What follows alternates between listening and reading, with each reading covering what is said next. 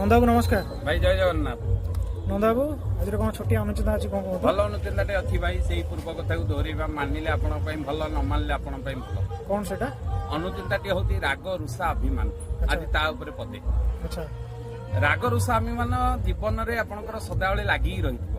अच्छा जीवनटा गोटे क्षणकर मात्र पानी फटका भलिया। अच्छा राग रुषा अभिमान को गोटे जगह रखि दियंतु जीवनटा को गोटे जगह रखि दियंतु। अच्छा राग रुषा अभिमान गोटे क्षणकरे आपणक भितरे लीन हो जदि आपण चाहिए।